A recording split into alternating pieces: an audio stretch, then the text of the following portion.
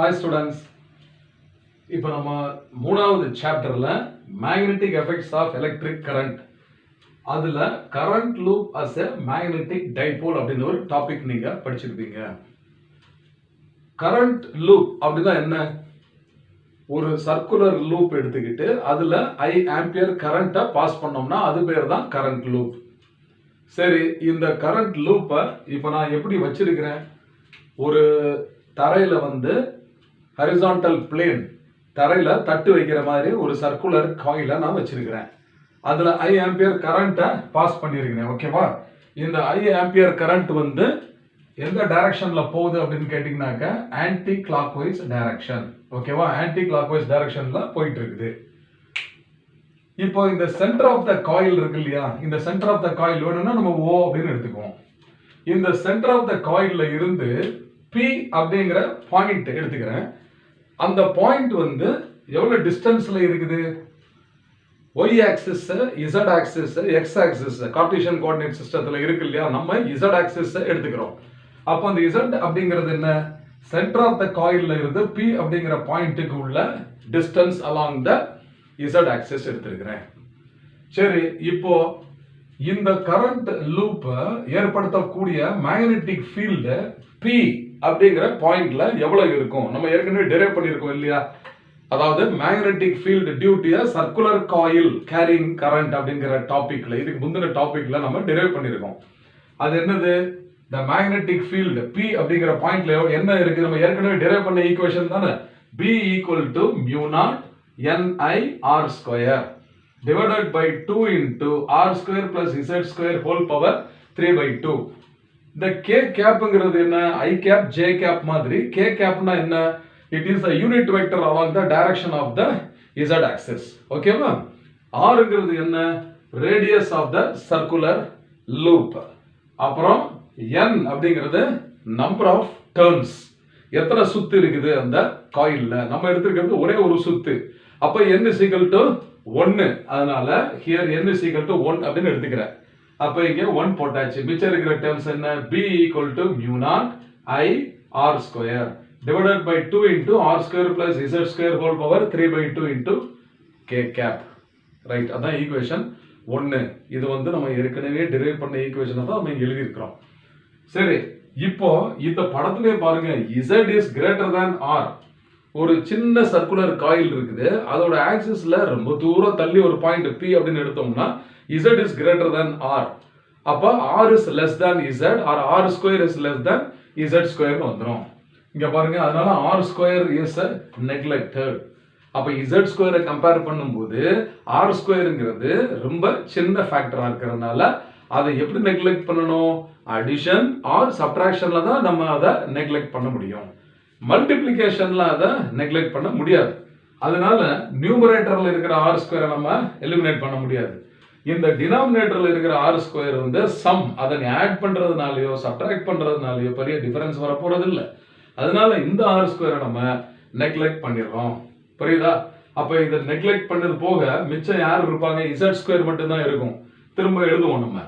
B equal to mu naught I R square by 2 into Z square whole power 3 by 2 போட்டாச்சு.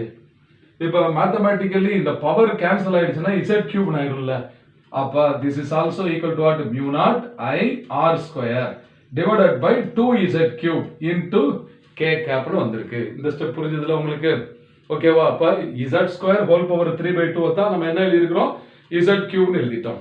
சரி, இப்போ இந்த ஈக்குவேஷன்ல மேல நியூமரேட்டரையும் கீழே டினாமினேட்டரையும் நான் ஒரே கான்ஸ்டன்டால மல்டிப்ளை பண்ண போறேன். அந்த கான்ஸ்டன்ட் என்ன? 2π. ஓகேவா? அப்ப மேல 2π, கீழே 2π மல்டிப்ளை பண்ணி எங்க போட்டிருக்கேன்னு பாருங்க. அப்ப B is equal to mu naught I divided by இந்த 2 அப்படியே வச்சுக்கிறேன். இந்த 2 அப்படியே வச்சுட்டு 2π ஆல மல்டிப்ளை பண்ணிட்டேன். இன்டு இங்க I R ஸ்கொயர் இருக்கு இல்லையா? இங்க mu naught I போட்டாச்சு இல்லையா? அப்ப மிச்சம் எங்க இருக்கு? R ஸ்கொயர் இருக்கு. அந்த R ஸ்கொயர் கூட ஒரு 2π மல்டிப்ளை பண்ணிட்டேன். அப்ப இங்க 2π மல்டிப்ளை பண்ணிருக்கோம். நியூமரேட்டர்லயும் 2π மல்டிப்ளை பண்ணிருக்கோம். அப்புறம் இந்த Z கியூபை இங்க எழுதிட்டோம். அப்ப mu naught I into pi R square divided by 2 into 2 pi into z cube into k cap வந்துருச்சு. இது ஏன் அப்படி பண்றோம் அப்படின்னு கேட்டீங்கன்னா, இப்போ pi r square is equal to the area of the circular loop நம்மளுக்கு கிடைச்சிரும்.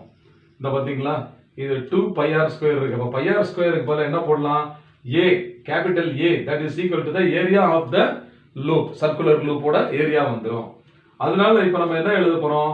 இந்த 2 into 2 pi வந்து 4 pi னு மாத்திட்டோம். அப்ப mu naught I by 4 pi னு வந்துரும். into 2 capital A k cap, capital A k cap by z cube னு வந்துரும். இப்போ ஒரு சர்க்கிள் இருக்குப்பா, அந்த சர்க்கிள்ல கரண்ட் போயிட்டு இருக்குது. அதுக்கப்புறம் வந்து அதுக்கு ஏரியா pi r square இருக்கு. அந்த ஏரியா வந்து இப்போ வந்து vector, area is a vector, is it not? இந்த மேக்னெட்டிக் ஃபீல்டுல ஏரியா இஸ் a vector. அதனால அதுக்கு ஒரு டைரக்ஷன் இருக்கும். அப்போ அந்த ஏரியா வெக்டர் எப்படி நம்ம கண்டுபிடிப்போம்? அந்த ஏரியாவுக்கு பெர்பெண்டிகுலர் வரைவோம் இல்லையா? அப்போ அந்த பெர்பெண்டிகுலர் எந்த டைரக்ஷன்ல இருக்கணும்? z ஆக்சிஸ்ல இருக்கும். அதனால k cap. அப்ப a into k cap க்கு பதிலா நம்ம a வெக்டர்னே போட்டுறலாம். அப்ப இதுதான் ஈக்குவேஷன் 2. இப்போ நம்ம ஒரு பார் மேக்னெட்டை ஒரு ஆக்சியல் லைன்ல ஒரு பாயிண்ட் P எடுத்து இசட்ங்கிற டிஸ்டன்ஸ்ல அதோட மேக்னெட்டிக் ஃபீல்ட் எவ்வளவு இருக்கும் நம்ம டெரைவ் பண்ணியிருக்கோம். இந்த சாப்டரோட பிகினிங்ல டெரைவ் பண்ணியிருக்கோம். இதே மாதிரி எலக்ட்ரிக் டைபோலும் டெரைவ் பண்ணியிருப்போம். இது மேக்னெட்டிக் டைபோல். அப்ப சென்டர் ஆஃப் த மேக்னெட்ல இருந்து Pங்கிற பாயிண்ட் இசட்ங்கிற டிஸ்டன்ஸ்ல இருந்தால் அப்ப Pங்கிற பாயிண்ட்ல இந்த மேக்னெட்டிக் ஃபீல்ட் B எவ்வளவு இருக்கும்?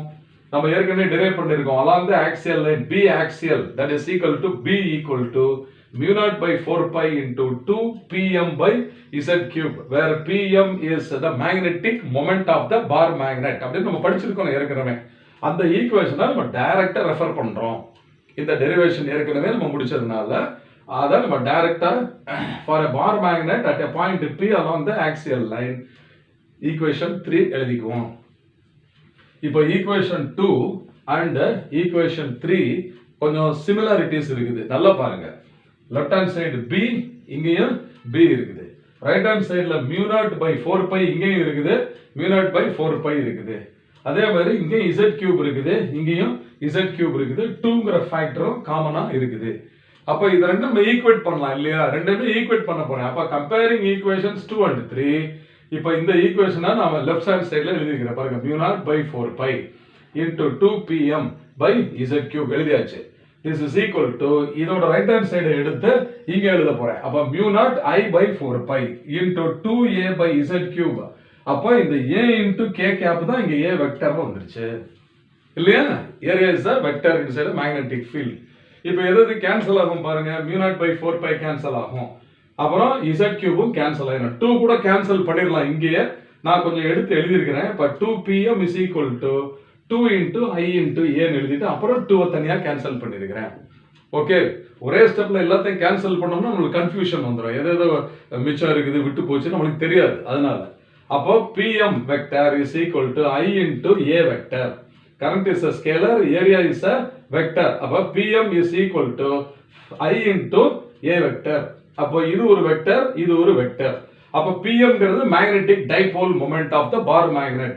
அதுதான் இப்போ magnetic dipole moment of the circular loop also. ஓகேவா?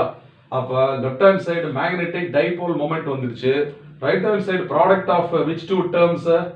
I is the current and A is the loop area. loop உடைய ஏரியா வந்தாச்சு. Therefore we have proved that the magnetic dipole moment of a circular loop is equal to the product of the current flowing through the loop into area of the loop னு வந்துருச்சு. இது முக்கியமானது. இப்போ இந்த magnetic field moment dipole moment இருக்கு இல்லையா? இது vector. அப்ப இது எந்த டைரக்ஷன்ல ஆக்ட் பண்ணுமோ அதுக்கு என்ன ரூல் நம்ம யூஸ் பண்ண போறோம்? Right hand thumb rule. Direction of pm கண்டுபிடிக்கிறதுக்கு. அப்ப நம்ம ஏற்கனவே ஒரு ரைட் ஹேண்ட் தம் ரூல் படிச்சிருக்கிறோம் இல்லையா? அந்த ரைட் ஹேண்ட் தம் ரூல் படி என்ன, ஒரு ஸ்ட்ரைட் கண்டக்டரை நம்ம ரைட் ஹேண்ட்ல ஹோல்டு பண்ணோம்னா டைரக்ஷன் ஆஃப் ஃபோல்டிங் இருக்குல்ல, கர்லிங் ஃபிங்கர்ஸ், அது எதை குறிக்கும்? அது வந்து current flowing through the conductor குறிக்கும். அப்ப இது direction of the magnetic field. அப்படி இல்லைன்னா ஸ்ட்ரைட் கண்டக்டர்ல ரிவர்ஸ். இது வந்து thumb is the direction of the current, இது வந்து direction of the magnetic field. எப்படி வேணாலும் சொல்லலாம். நம்ம இங்க அதே ரூலை நம்ம எப்படி எதுக்காக யூஸ் பண்ண போறோம்? டைரக்ஷன் ஆஃப் டைபோல் மொமெண்ட் கண்டுபிடிக்கிறதுக்கு நம்ம யூஸ் பண்ண போறோம். அப்ப இங்க பாருங்க, இதுதான் சர்க்குலர் லூப். அப்ப என்னோட ஃபிங்கர்ஸ் தான் சர்க்குலர் லூப். ஓகேவா? என்னோட ஃபிங்கர்ஸ் தான் சர்க்குலர் லூப். அப்போ இந்த சர்க்குலர் லூப் இருக்குது. இதுல கரண்ட் எந்த டைரக்ஷன்ல போயிட்டு இருக்குன்னு பாருங்க. இதுல ஆன்டி கிளாக் வைஸ் டைரக்ஷன்ல போகுது.